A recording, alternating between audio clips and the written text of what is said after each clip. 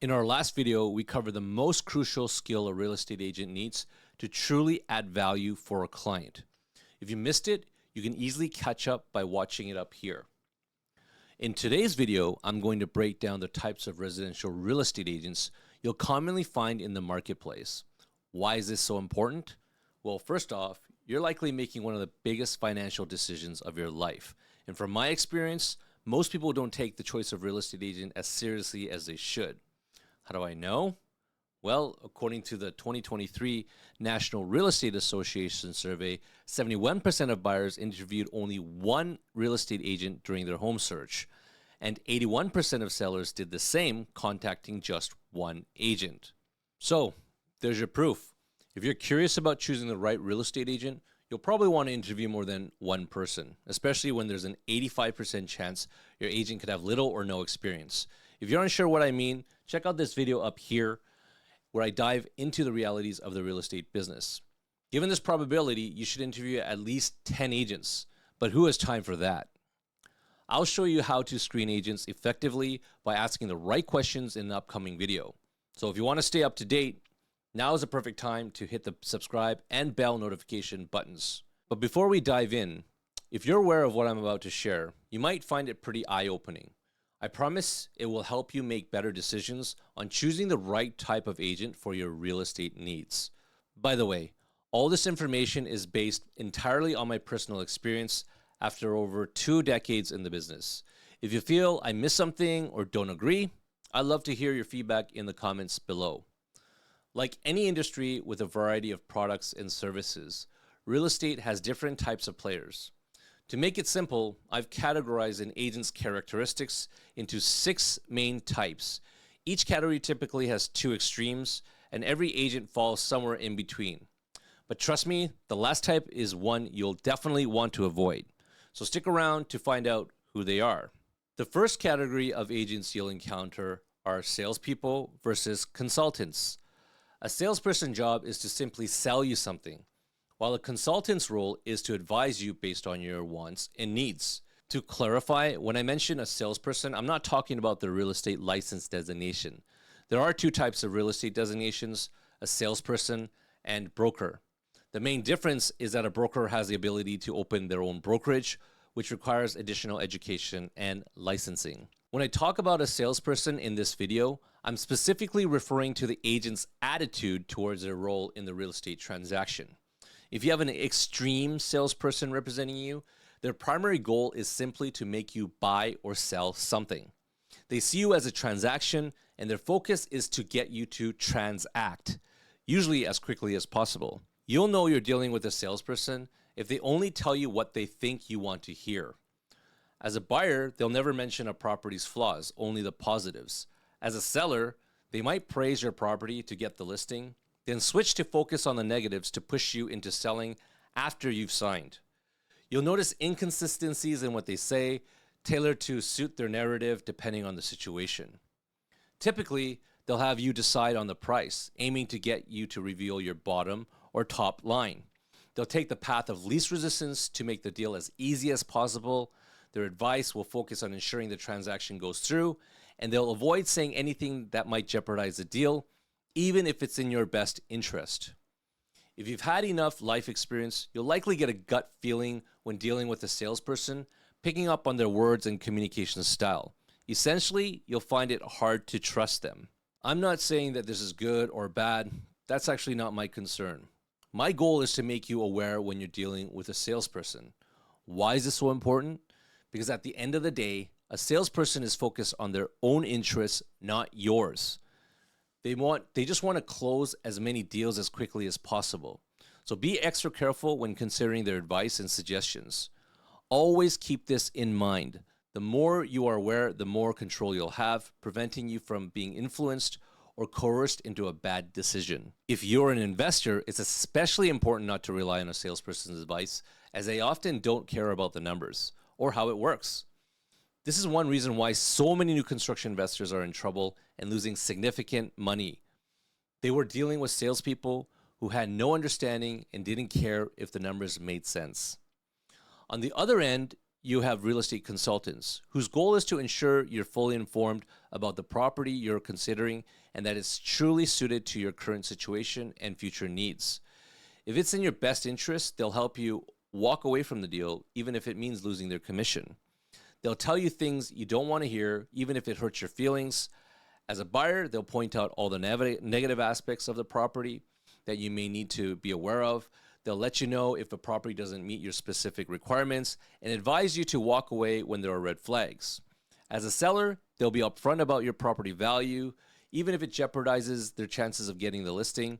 They'll remain consistent in their messaging and provide honest feedback, even if it's something you don't want to hear.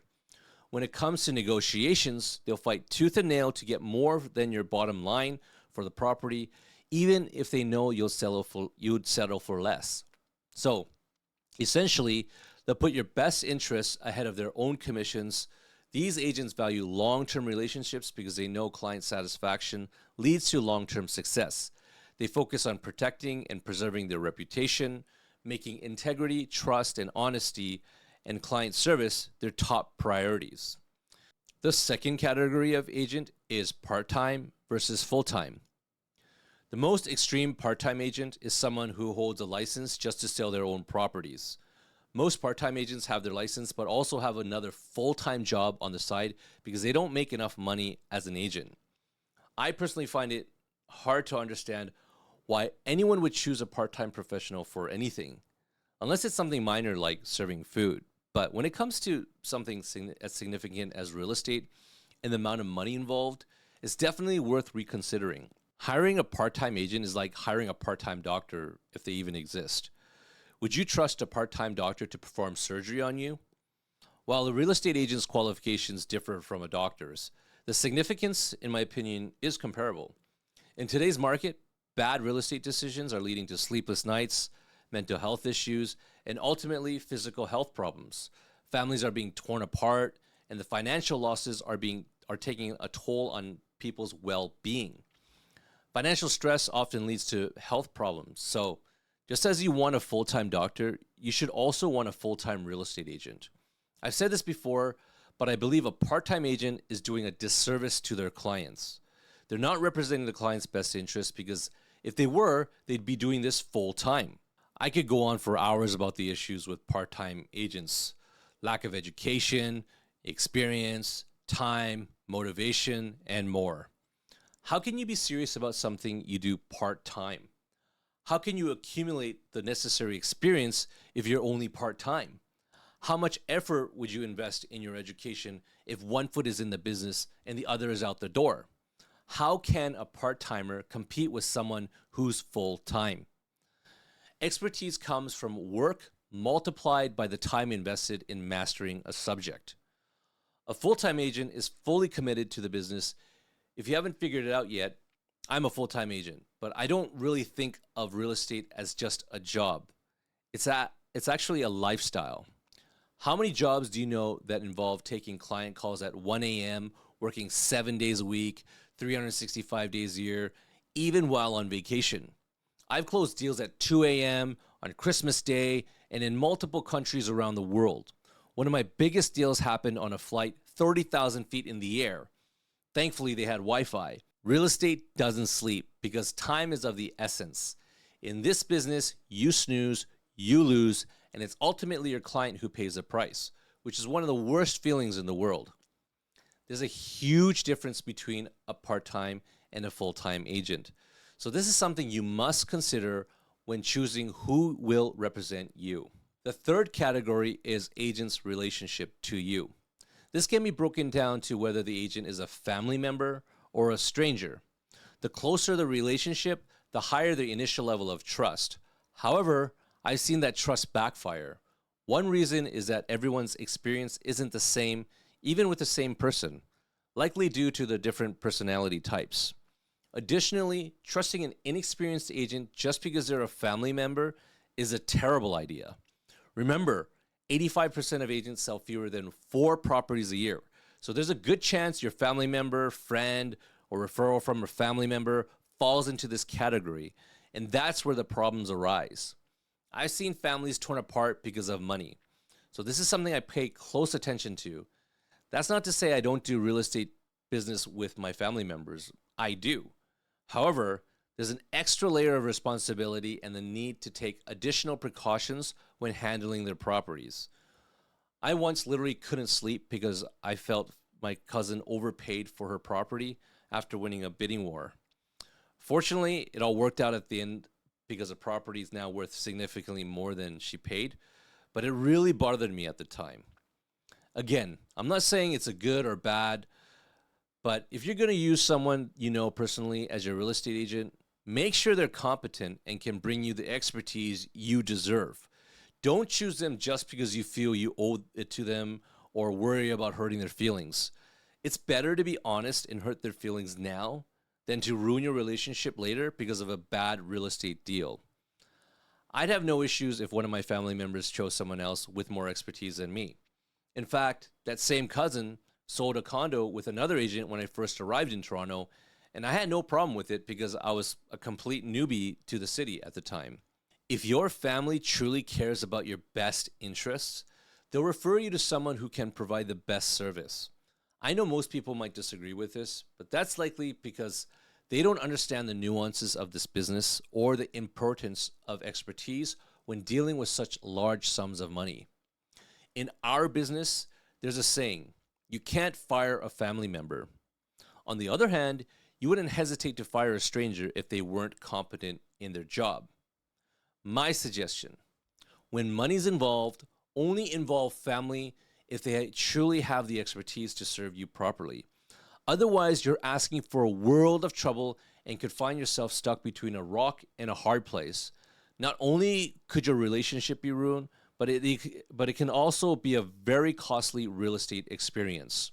The fourth category is non-educated versus educated agents.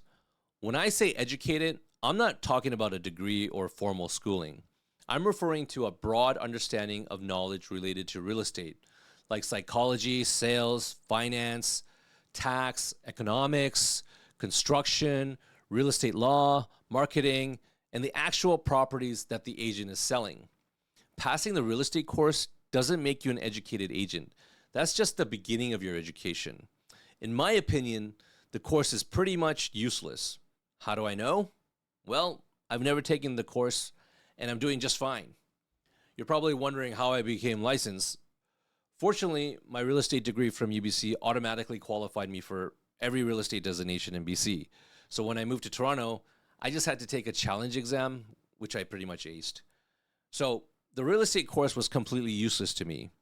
I learned everything from on-the-job experience and outside education like books, courses, and actual practice. I didn't enjoy classroom learning, so I thought my education would end once I left school. But boy, was I wrong. Learning is a lifelong process, and with this new perspective, I learned a ton of new things.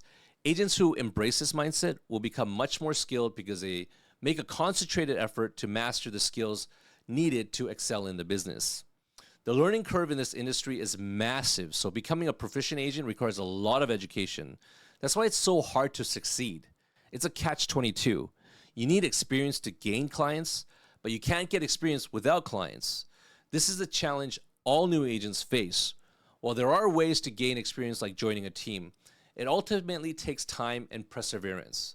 There's no get-rich-quick scheme in this business, or in any business for that matter. The fifth category is team agents versus independent agents.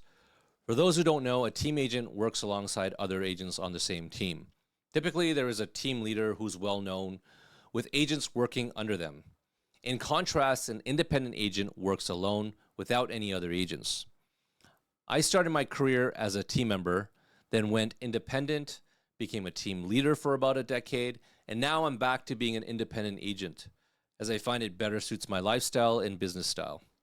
So I've seen both sides of this category. What I've found is that it doesn't really matter whether you work with a team or an independent agent, because at the end of the day, the team becomes insignificant when it comes to your specific transaction. It ultimately depends on the agent representing you. That agent will be the one negotiating on your behalf, so you want to ensure they're a competent negotiator. The reality is that many teams consist of new or inexperienced agents who don't yet have the reputation to generate client leads on their own. However, a team agent does have an advantage of consulting more experienced agents or the team leader for advice, which is one of the benefits of working on a team. Also, keep in mind that not all teams are equal. Just because an agent is on a team doesn't necessarily make them better. They can be part of a team of inexperienced agents. My previous team was great because we had experienced agents who had been with the team for over a decade. This is quite rare since most teams have a high turnover rate. Once agents learn the ropes, they often go off on their own because the commission splits are highest on a team. The best way for a new real estate agent to gain experience is by joining a team that handles a lot of transactions. Team leaders know this and can leverage this by charging a higher commission split. As a result, you might end up with an inexperienced agent when working with a team. So just be aware of this. The sixth category is discount agents versus full fee agents. But before I dive into this, I want to be fully transparent. I'm a full fee agent, so I might be biased here. I understand that everybody likes to save money, so I get why someone might consider going with a discount agent. You could potentially save a lot. However, what people often don't consider is how much money they leave on the table by choosing a discount agent. In reality, it's tough to measure this, which is likely why discounting still exists. Only in the real estate industry would people give up 40, 60, or even 80% of their income or more. I can't think of any other industry like this. One reason is that agents are scared. Scared they'll lose business to someone else because the only value they offer is their discount. So they resort to their biggest tool, cutting their commission. The client often jumps at the chance thinking they're getting a great deal by saving on commissions, but they have no idea how much money they're really leaving on the table. At least they'll never know the truth, so they can feel good about the discount. One thing is certain. You can tell a lot about a person's character by their actions. It's like the saying, you can tell how a man will treat his wife by the way he treats his mother. So if an agent's first offer to you is a discount on their commission, what does that say about their ability to negotiate on your behalf? How can you trust someone to get the best deal for your property if they can't even negotiate and justify their own compensation? Do you think that they can suddenly become an effective negotiator? Think about it. They're not charging more than the industry norm, but the same amount, yet they immediately cave when the conversation about commissions come up. Another point to consider is that if an agent is discounting their commission, your motivations are different. They have no incentive to make you more money because their focus is on doing more transactions. The less time they spend on a transaction, the more profitable it is to them. Their goal is simply to close deals as quickly as possible. That's their model. This often means buyers overpay and sellers sell for less. With most properties in my market starting at about $400,000, the potential loss can easily reach tens of thousands of dollars. That's one of the biggest problems with discount agents. How do I know? Well, they've already shown you their cards. The evidence is clear. They have poor negotiating skills because they can't even negotiate their own commissions, which feeds them and their families. When it comes to price, it's all about negotiations. So with their skill level, it's very likely their clients are leaving money on the table. In my previous video, I dive deep into negotiations and explain why it's the most important skill for a real estate agent. You can watch the video here. Without volume, the discount model isn't sustainable. Just look at the discount brokerages that tried to enter our marketplace like Purple Bricks. Where are they now? I believe they closed up shop some time ago. In reality, if you check the MLS, there are very few discount brokerage listings. So it's clear this business model doesn't work. From personal experience, I know how expensive it is to run a proper real estate business, and the numbers don't add up if you're discounting. If an agent's biggest value proposition is a discount, you should seriously question their ability. Do you think a top surgeon or lawyer would reduce their fee just because someone less talented does? No, they tell you to look elsewhere because they know their value. Besides, how confident would you be hiring a discount surgeon or lawyer? Yet this happens all the time in the real estate business. As the saying goes, you get what you pay for. The best agents never cut their commissions. They don't have to. I know one agent who charges 6% instead of the typical 5% because she can, and she's still the top agent in her area. She understands the value of her service, and so do her clients. So be cautious of any agent offering you a discount up front and try to dig into the true value they're offering. I'll help you with this by sharing the right questions to ask in one of my upcoming videos. Before I wrap up, I'll leave you with this one final thought. The most important aspect of an agent-client relationship is trust. As you consider these 6 different agent categories, look for someone you can trust to deliver the best service by prioritizing your interests over their own. As a human being, I know this isn't easy, but if you find an agent with this mindset, you've got a good one. I know they exist because I've worked with many of them, so when you're searching for a real estate agent, keep these factors in mind to ensure you know what you're getting into. If you found value in this video, hit the subscribe, like, and bell notification buttons so we can see each other in the next one.